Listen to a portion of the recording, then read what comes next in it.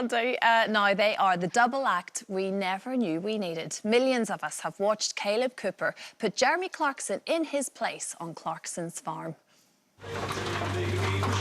Freight train, baby, what you want? Freight train. What a bang. I'm starting to understand little things about the countryside now. That's the problem, though. You only understand little things. The little tractor at the top, remember? No, I've never used this drill. You have. I'm such a muppet. Every time. I know. You go underneath it, yeah? Oh. That's good. Well, Kaleb is taking some time off from Diddley Squat Farm to go on tour, and he joins us now from tonight's venue, the Assembly Hall in Tunbridge Wells. Good morning, Kaleb. I just assumed you'd be on the farm. Of course, you're on tour. This must be a pinch-me moment. Good morning. Yeah, a little bit weird. I was on the farm on the weekend. I was up muck spreading. I'm currently in Tunbridge Wells, and then throughout the week we go on our travels again, and then I'm back home. I think it's next. I don't even know what day we're on anymore. I think it's by the end of the week we're back home next week. Yes, or this week. I don't even know anymore. I like the set dressing. You're never too far away from the tractors I see there, Kaleb. No, we've got a few tractors that I bring on tour. I said when I went on tour, I was like, you know what? I want to go on tour and I'm going to take a tractor. And they wouldn't let me bring a real tractor on stage, so therefore I've got a few of these and another one that I come on stage with. Yes, yeah, that is fair enough. I think you're allowed to. Now, the tour is called The World According to Kaleb. What does that look like? Well, I don't want to spoil it too much, but basically it's putting farming centre stage. And I've done 2 books, and the first book was called The World According to Kaleb. And basically it's a spin-off of that. Basically all my thoughts and all my feelings, and really highlighting the farming issues, but in a really fun way. And I know you're very passionate about trying to get younger people, younger generations into farming. We need that to happen. Yeah, I'm not from a farming background, so it's incredibly hard to get into the industry if you're not born into it. And it's achievable, but as long as I can help people along the way and in that journey, that is an ambition I've got. Good for you, Kaleb. Now, we know of your annoyance and possibly hatred of London, but you are going to be venturing here for one night only.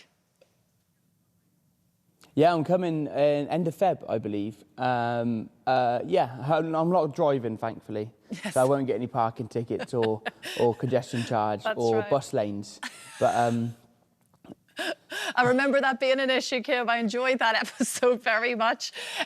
You finish off, of course, at your hometown of Chipping Norton. That'll be an emotional evening. Another emotional evening is when Jeremy and all of the team came to see you. Yeah, it was wicked. I mean, on last Saturday, all the team come to Coventry. We're filming for a Series 4 at the moment as well, so I'm sure we'll see it all then, but they come to show their support, which is amazing. Okay, I'm sure Jeremy will not mind me saying this, but you are a major part of why Clarkson's farm has been such a success, and your relationship, of course, with Jeremy. What were your expectations when you first started filming? It's a good question. I didn't really know what to expect, to be honest, because of course I'm not an actor, I'm not on television. And then, of course, I just be myself, which works for me because I just turn up to work, do my day-to-day job and get filmed by doing it. But I didn't know what to fully expect when we started, but it turned out to be a great success. And hopefully we're highlighting the farming industry. But more important, I think we work really well together. I mean, we're good friends on and off the camera. Yes, OK, we argue quite a bit. But if we argue 1 minute, 2 minutes later, we're fine after, which is the main thing. Yeah, well, highlighting farming issues, of course, but also highlighting Jeremy's lack of farming experience, which has left you literally pulling your hair out at times. How have you managed to teach him? Has he come a long way? He's slowly getting there, and I'm not going to say he's the best because it hurts me to say anything good about him. But I want to say that I probably lost since working for him, or with him, I've lost 34.4% of my hair. Very precise. Incredibly specific. And what's happened to the perm? Well, unfortunately, actually, I've got a hair section on my tour because I can't involve hair. But unfortunately, when we were filming series 2 of Clarkson's Farm, we was building the restaurant, which went incredibly well. And as I had the perm, it was so dry, I didn't have time to moisturise it, and therefore it just started cracking off. So I had to change it, and I went back to this cut to hopefully play it safe, to hopefully grow it back, to go for a perm again, but who knows. Excellent. I love the hair updates. Keep them coming always, Caleb. We love it. Another very special moment on tour, and this is only for the tour audience. They get to see you perform your single, I Can't Stand Sheep. Oh, yeah. So I've done a charity single called I Can't Stand Sheep, raising money for the RABI, which is a local charity to me in mental health and farming. And I've released the song, but I haven't showed anyone the music video. And therefore, for an exclusive for people on the tour, they get to see the music video. And we have a bit of a vote at the end to say if we should release it or I should keep it locked up in a safe. Now, I'm definitely no singer.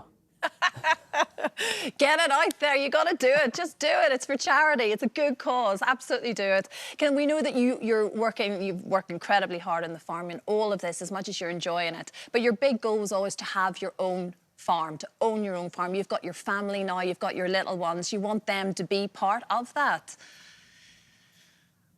Yeah, absolutely. I mean, I've got this quote stuck in my head and it stays there forever. But basically, it's dreams don't work unless you do. Now, I always say that to myself all the time, and I've got one goal. And, of course, when I was a young kid, I used to set goals and try to get there. For example, at age 12, I wanted to be my own boss. Age 13, I had my own business. Age 16, I was my own boss of my own contracting business. But my goal now is to simply buy my own farm. And the day that I wake up with my 2 little kids, walk out the house and go, right, that field over there, I'm going to plant wheat because it's my farm. That will be the goal complete. That's a special moment, and I'm sure it will happen. Caleb, such a joy to talk to you this morning. Honestly, I'm so chuffed with how everything's going for you because you've been a joy to watch.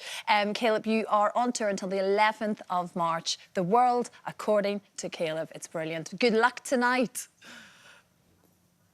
Thank you so much for having me. Thank you. Not at all. Good to see you.